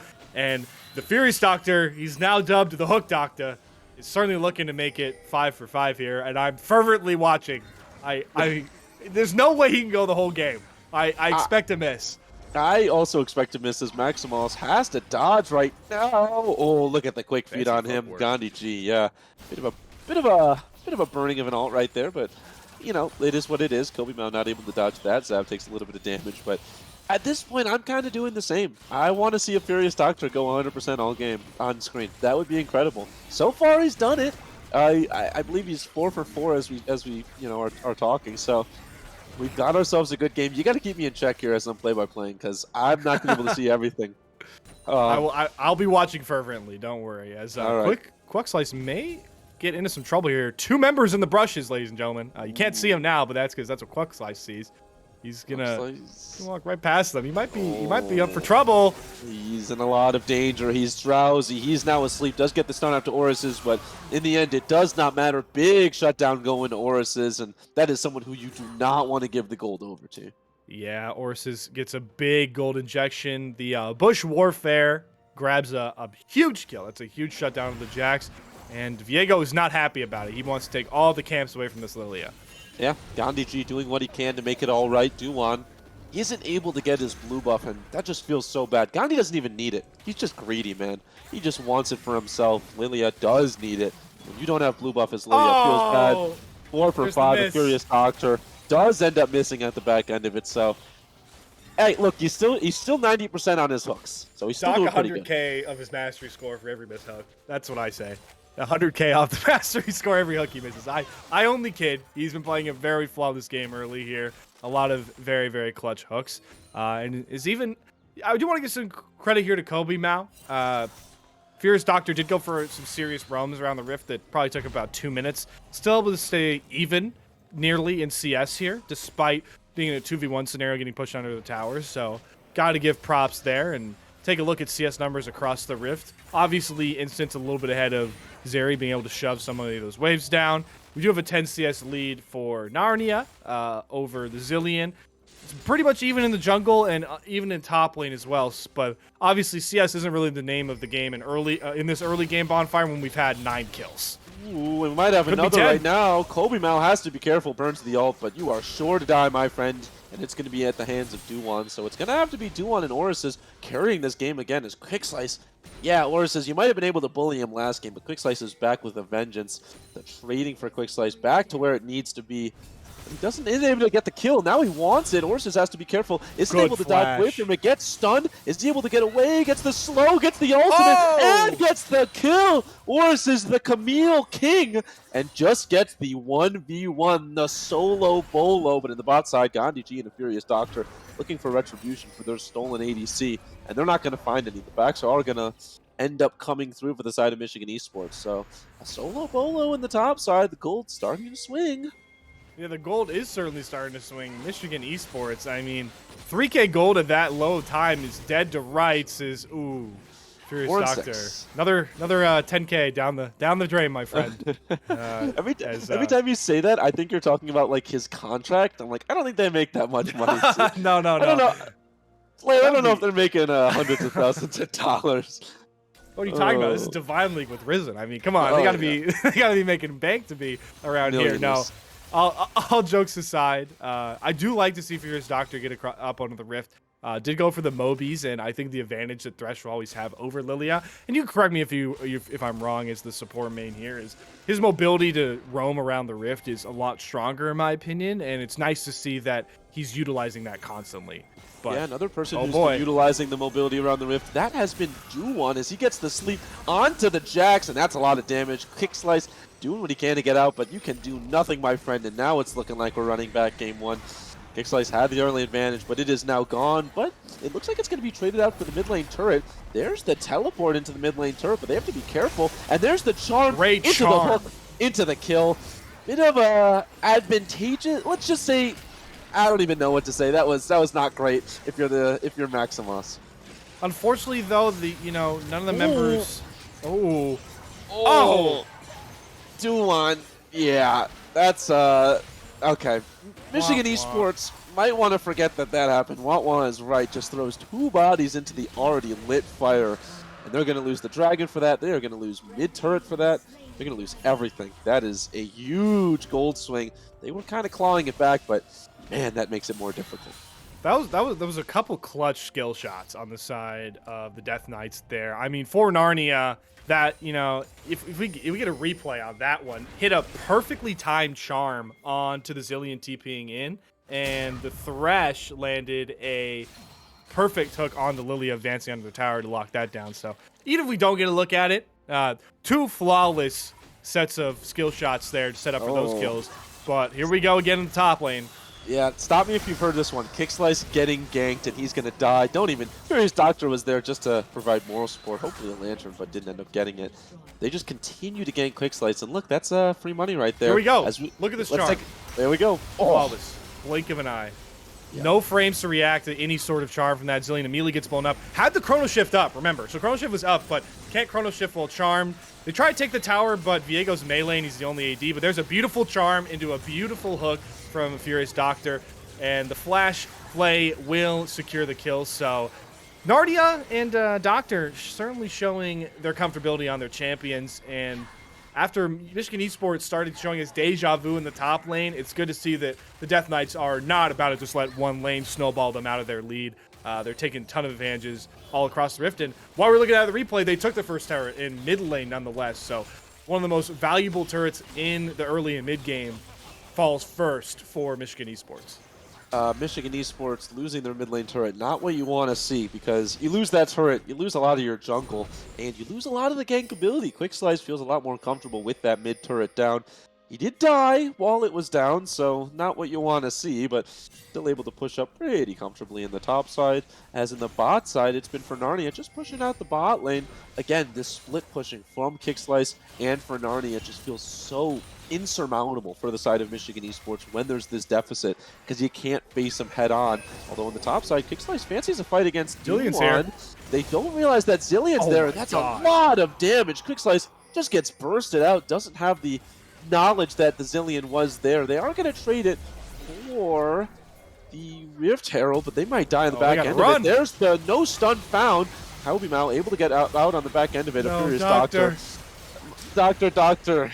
What's the prescription? Page the ER. He's down. Yeah, he's all right. Make all the doctor jokes right now, because I am not tolerating them all game. Just die. There's so many more. I know. Unfortunately, I know. So a Furious Doctor thrown to the wolves right there is going to die, as for Narnia does get pushed in. Camille, I talked about how there's no one really to stop it, but Yeah, Camille can do that, as suddenly Duan might have pushed up way too far. Takes a lot of damage, has to utilize Flash. They don't realize, in fact, they do realize everyone's there, but they still fancy a fight. Gandhi and Kobe Mao now have to dodge. Great dodge from Kobe Mao to get out of that, but Gandhi now is in a lot of danger, has to get himself away. Furious Oh, they're Doctor is turning! there, but they're turning it right now, and Maximos is trying to get killed Kobe Mao, but Kobe Mao is surviving for so long, he is going to die, and Maximos is going to die, but he's going to come back. Liquid Slice is going to die on the back end of it, and suddenly Fernardia wants to find himself a fight, wants to find the kills that he can. It's a fight on two fronts, and right now they are losing and winning at the same time. Fernardia has to get himself away. It's instant Soma, the bot lane, trying to do what they can, as Furious Doctor is the only one alive right now. Gandhi fell, and Fernardia is going to fall too. Furious Doctor trying to keep himself alive, but he is going to die. Maybe, oh, just the damage not found for Horus's. It is a fight on two fronts. There's the start for the Furious Doctor, and there's the play, but it is just not enough. Indeed, it is. A Furious Doctor is able to find it, but it is going to be a delayed ace for the side of Michigan Esports, and suddenly we are back to even as Team Death Knights throws their lead, and Michigan Esports finds the fight they needed to as they get themselves actually ahead in this pivotal game too. Yeah, that fight almost was disastrous, though, for Michigan Esports because they caught the beautiful flash play. Gandhi flashed over the wall to catch Lilia out. Duan was so close to Maximos to get the Chrono Shift, but actually fell before they could put it on the Lilia. So it started out with the Death Knights picking up an early kill in that fight, but the fact that Chrono Shift landed on Maximos, he was able to stall for so long. He stalled long enough for Orsis to come over and answer, and the Jinx and the Lulu were able to section off the Zeri all alone, who was already so low. It was able to swing the fight. You'll get a good look here. That was a great wild growth to keep Lilia alive. A couple of great dodges from Kobe Mao, putting on their fancy feet. Not running fleeting footwork, but they're able to dodge. So yeah, you saw that though. Lilia gets blown up before Zillion can save them. So he puts on the Chrono Shift on himself. The rest of his team, the rest of the Death Knights left Zeri all alone, and some great dodging from the bottom lane of Michigan Esports. They completely zone Ari out, and while that's happening, the now pretty fed Camille comes in for the flank, absolutely blows up Viego, and it's support versus a very fed Dagger Lady, and he'll end up falling. So a split fight once again is the detriment of the Death Knights, and the Michigan Esports is taking all they can off of it.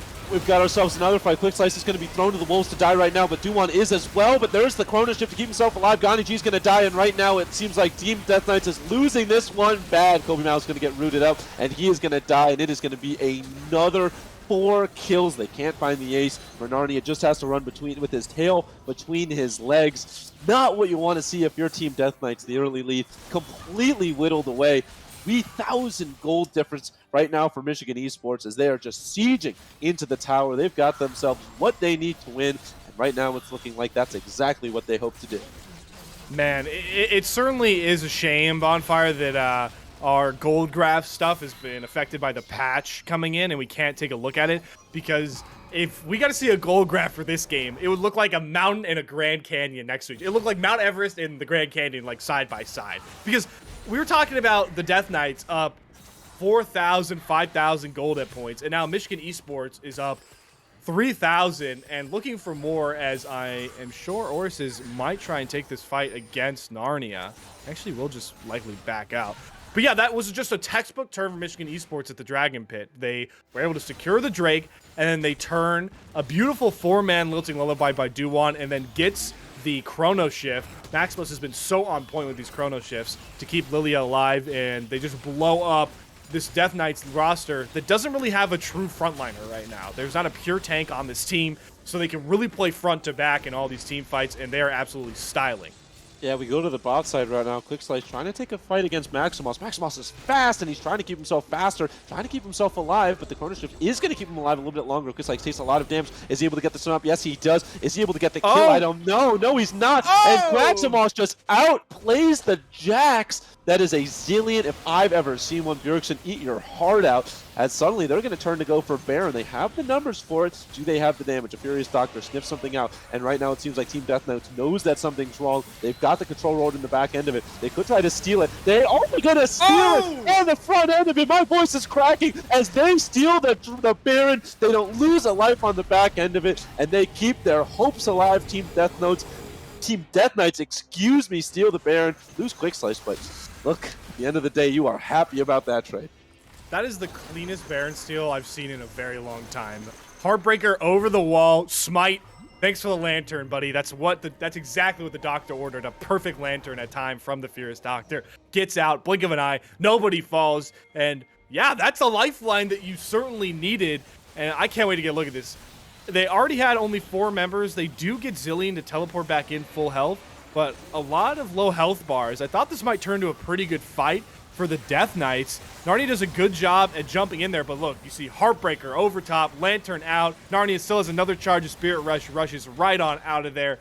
That is such a clean Baron steal and a huge lifeline for the Death Knights when they were reeling from their giant gold deficit, shifting gold.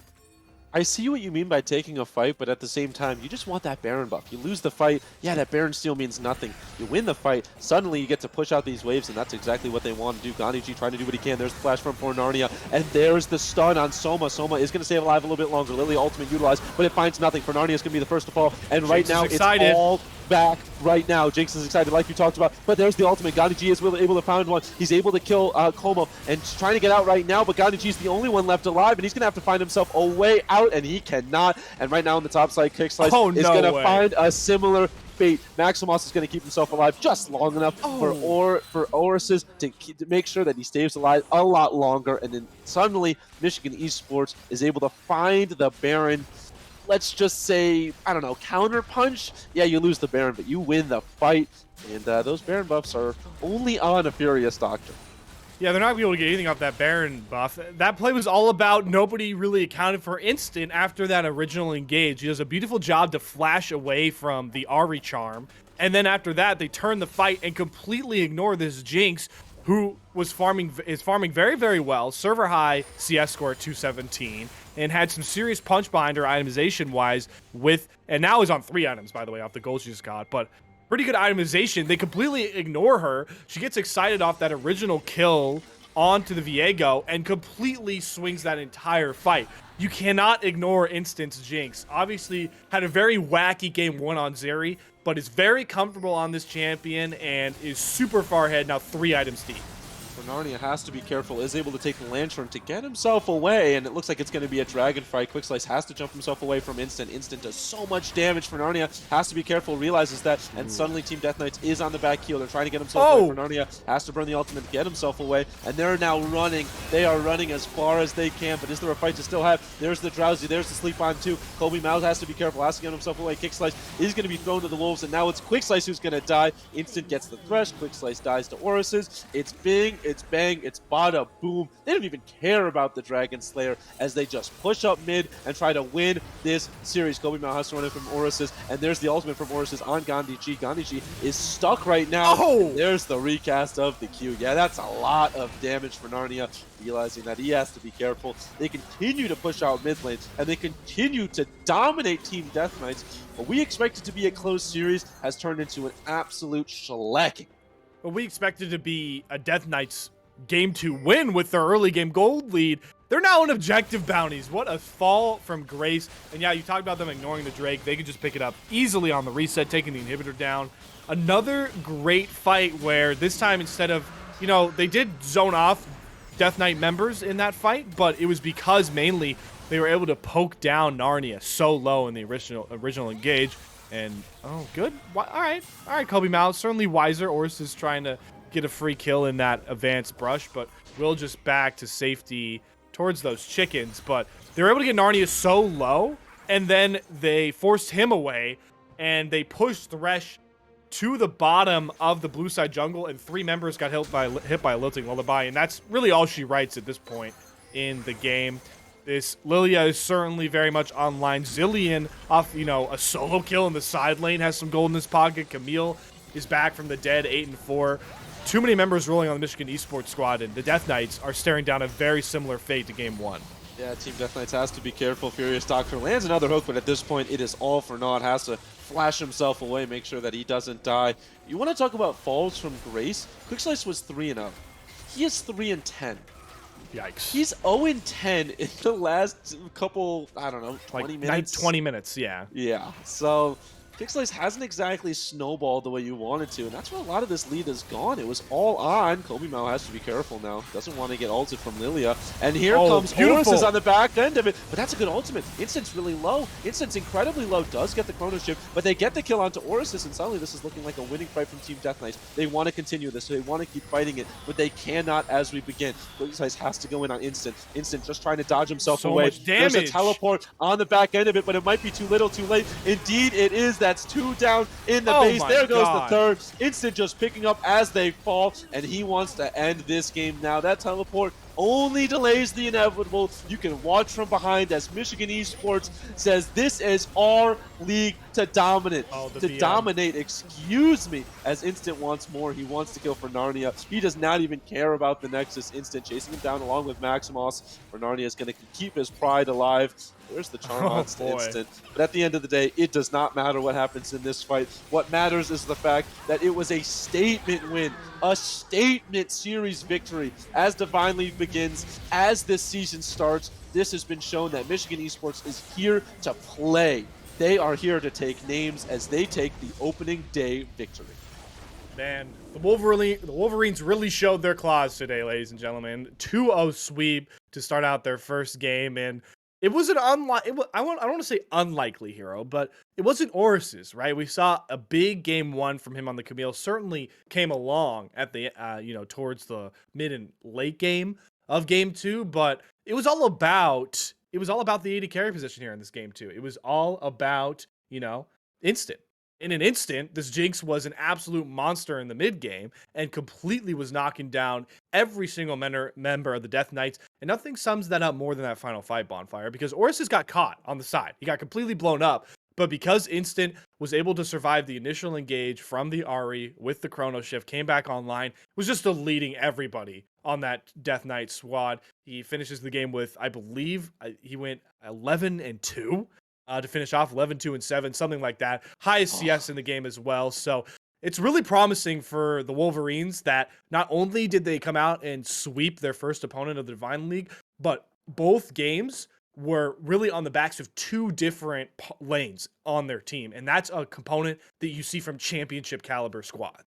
Yeah, I don't want to, completely ignore Maximus. He had a fantastic game on Zillion where your Galio game wasn't exactly what you wanted to see from Maximus. He completely turned it around on the Zillion, played so incredibly well, got himself a solo kill against a Jax in the side lane. Yeah. Don't see that very often. So the Zillion was fantastic. And then again, we talked about Orus's in game one. Orus's quietly, I think, went 9-5 in that game, maybe 8-5. So Orus's wasn't, completely out of the game. It was a fantastic victory for the side of Michigan Esports. And what a statement to start the season. We talk so much about mental victories in these League of Legends series in this, season. It's a long season. You need to, believe in yourself, believe in your team. I can't think of a better way to believe in yourself or your team with this just domination of Team Death Knights. Yeah, the Wolverines certainly showed today that they will be a force to be reckoned with for the Divine League this season. And it's a Divine League lineup of teams who have never been here before. So to come out the gate and start hot is super important for, storyline's sake. And obviously, wins guarantee playoff spots in the regular season. I don't know if you knew that, Bonfire. Just I making sure you did did. not. Better records does mean better playoff spot or a playoff spot. So Wolverines 1-0, certainly looking to, spin this into a couple more wins and a playoff spot further down the line. We're a little bit far away from playoffs right now. It's a little bit out of my reach, Little. but I just a little bit. But I see where you're coming from, Michigan Esports. Look, every win matters, and when you pick up the opening day victory, gotta feel pretty good. So, with the opening day victory, Michigan Esports moves to 1-0. Team Death Knights does move to 0-1. But before we get out of here, before we send you all on your Wednesday night, we got to pick an MVP for this series. Going to be a Michigan Esports player. I usually send it to you first, but I'm so confident in mine. I'm going to go first. It's Orus's for me, and I think you're going to choose the same one. Look, Instant had a great game too, but in game one, it was Orus's that completely carried them. And in game two, Orus's wasn't just completely silent. So I think Orus's showed what they can do on the Camille. It'll be interesting to see as teams react to that, if the Camille gets banned, if Orus's can show that he can play or they can play other champions. But at least for this first game, at least for opening day, Orus's, congratulations, you are my match MVP. Mainly just because I like to argue with you and not agree Oh, with you on things. okay. I'm gonna pick Duwon, the Okay, all jungler right. for Michigan Esports. You know, his Wukong play was absolutely fantastic in the first game as well. He did not actually die at any point in that game with his score line. You know, obviously Orsis was very impactful as well, but the Wukong was stellar, and the Lilia, a couple of those Lilting Lullabies landed 4-man, 3-man sets, was able to get Orsis out of the depths of an early disadvantage of the lane. So certainly played very, very well. Jungle is such an important position. So just in the spirit of showing love to the winning team, I'll give it to Duwon as well. But the team as a whole, Michigan Esports, look very, very strong for the Divine League future.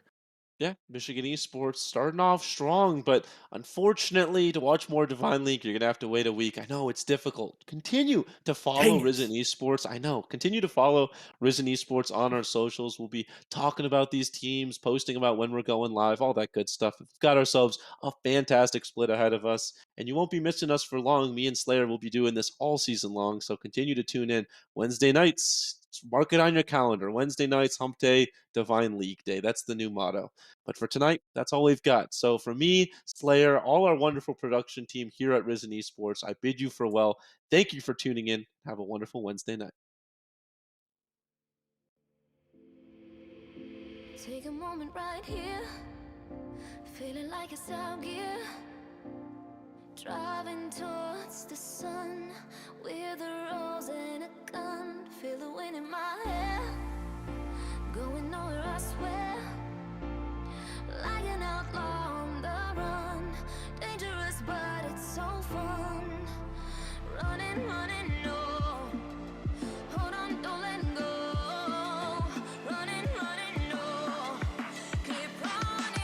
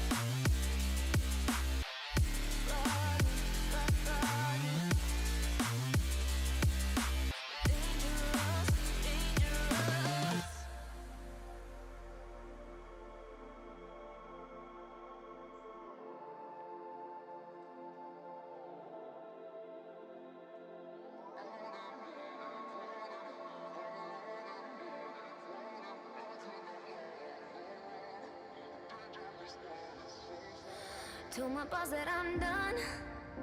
Had no luck with my mom. Say, what will you do with your life? You know it's hard to survive. A cigar in my mouth. Maybe guilty but proud. Now I'm an outlaw on the run.